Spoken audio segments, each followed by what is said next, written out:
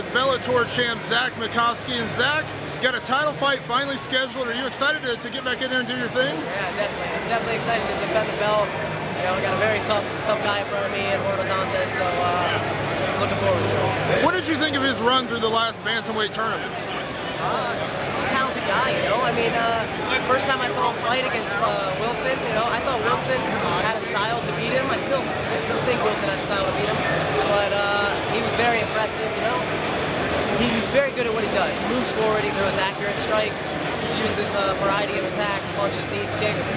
He's, you know, Nova and black belt, so very talented on the ground.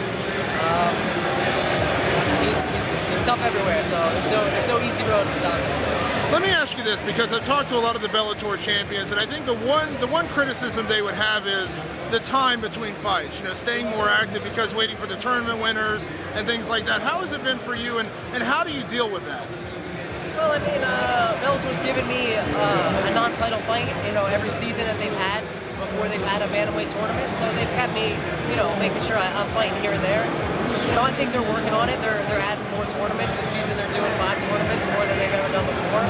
So, you know, they're working on generating those title challengers quicker, and then hopefully, you know, having more title defenses in a shorter amount of time. You know, I think they're a fairly new company that's trying to work out the tournament structure, and it's something that no one else really does. So there's some stuff they have to work out, but I think they're on the right path, and I'm sure it'll improve. So. This is something out of your control, obviously, but it's still pretty cool. You know, signing the deal with Viacom, next year going on to Spike.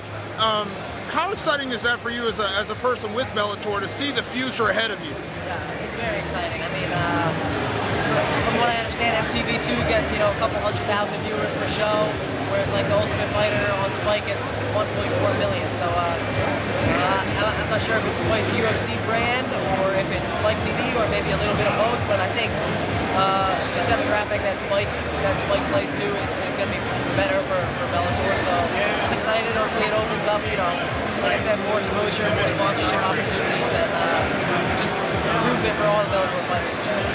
Does it open up the respect factor a little bit? And what I mean by that is, you know, a lot of people say if you're not in the UFC, you know, they don't know as much about the sport, or you know, getting you in the top 10 in the bantamweight division. But that visibility, you know, people being able to see your fights on a regular basis. I mean, does that help with recognition? Just getting people to realize that, you know, you are a champion for a reason. You know, you're the top guy in Bellator, and you know, you could be in the same sentence as guys like Dominic Cruz and Uriah Faber.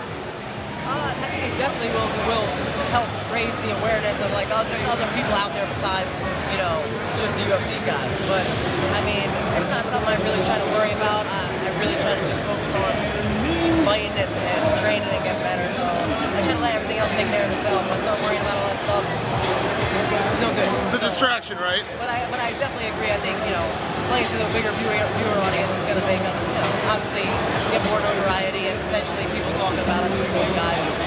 You know, you never know. I completely agree. The UFC has the majority of the best fighters out there in the world. They're probably in weight class, but that doesn't mean there's no one else out there. And until, you know, they have cross promotions or UFC owns everything, you'll never know. So.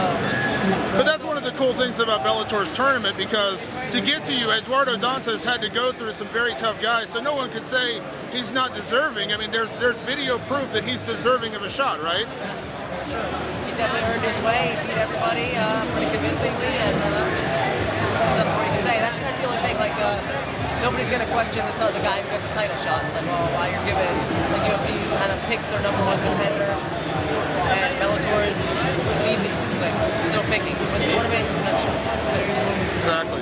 Well, Zach, best of luck coming up in the fight. Thank you as always for the time. We look forward to seeing you in your next title fight in Bellator. Thank you. I appreciate it.